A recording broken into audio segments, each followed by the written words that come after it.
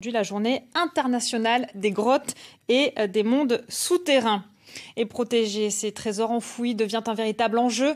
L'Ariège porte le projet de créer une réserve naturelle souterraine. 28 sites sont candidats, des grottes en majorité, pour préserver les animaux et les végétaux qui vivent sous nos pieds. Geoffrey Berg et Pascal Dussol. Dans la grotte de Moulis, le CNRS étudie depuis les années 50 la biologie et la géologie des milieux souterrains ariégeois. On y trouve par exemple certaines espèces d'amphibiens. Que nous avons ici à disposition en élevage expérimentation et qui sont concernés par le projet de réserve, on a celle-ci, qui est ce triton aquatique qu'on trouve habituellement à l'extérieur de la grotte, dans les torrents, quelques lacs de montagne. La grotte est l'un des 28 sites retenus pour intégrer la future réserve souterraine de l'Ariège.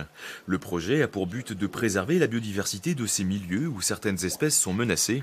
Il prévoit d'importants moyens techniques et humains et une meilleure coordination entre les sites. Il y a différentes cavités qui ne sont pas connectées, qui sont éloignées géographiquement les unes des autres et qui vont finalement être rassemblées pour une gestion, on va dire, concertée et cohérente. Notamment les activités, on va dire, un petit peu scientifiques.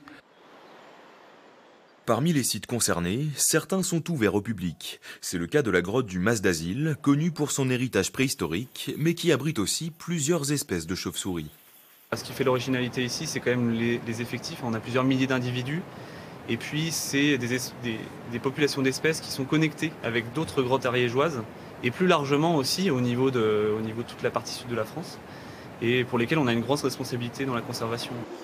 Ce projet de réserve porte aussi une dimension pédagogique, l'un des objectifs étant de valoriser le patrimoine naturel souterrain et de sensibiliser le public. Nous avons délimité des espaces pour éviter de nous présenter sous elles, notamment l'été, quand elles vont donner naissance à leurs petits. Nous adaptons toujours notre médiation en fonction des saisons et surtout de leurs besoins, de leur cycle biologique. Ce projet de réserve, piloté par l'État et validé par le Conseil national de protection de la nature, doit encore passer le cap de l'enquête publique. Il devrait aboutir à la fin 2023.